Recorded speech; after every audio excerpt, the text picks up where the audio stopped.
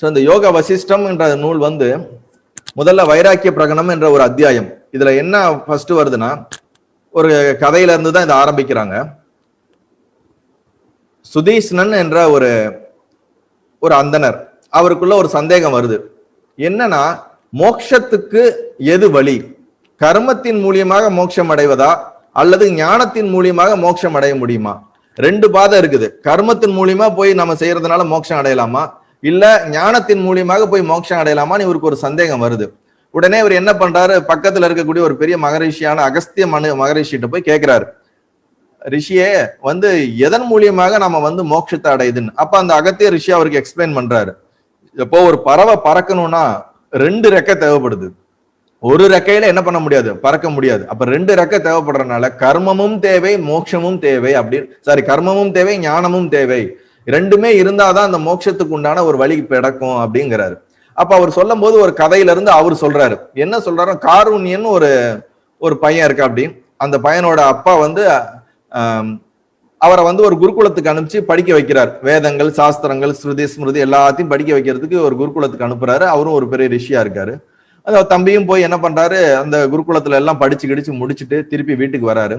வீட்டுக்கு வந்தா எந்த ஒரு அனுஷ்டானங்கள், என்ன ஒரு கர்மங்கள், எந்த ஒரு பூஜைகள் எதுவும் செய்யாம அவர் பாட்டுக்கு அப்படியே தேமேன்னு உட்கார்ந்து இருக்காரு. நம்ம வீட்டுல சொல்லுவாங்களா, எப்படி மந்தி மாதிரி உட்காந்துருக்கான் பாரு ஒன்னும் செய்யாம அப்படின்னு.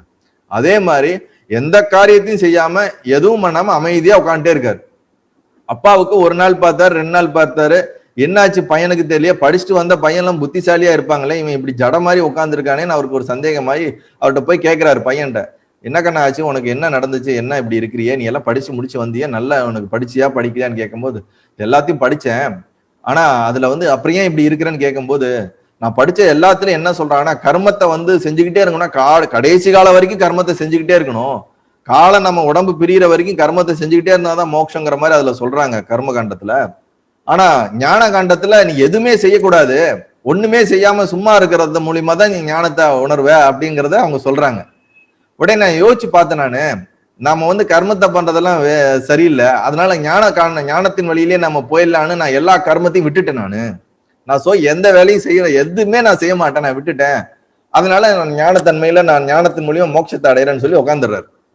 ஆக்சுவலி சத்தியம் அதுவாக இருந்தாலும் அதை புரிஞ்சுக்கக்கூடிய புத்தி என்ன ஆயிடுச்சுன்னா, அந்த தம்பி, அந்த காருண்யன்ற அந்த பையன் எல்லாத்தையும் தப்பா புரிஞ்சுக்கிறாங்க.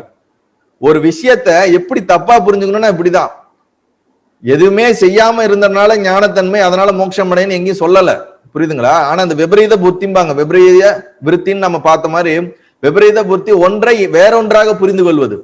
அப்ப என்ன பண்ணிடுறாரு, அவர் தவறா புரிஞ்சுக்கிட்டாருன்னு அவங்க அப்பாவுக்கு தெரிஞ்சிருச்சு. நல்லது.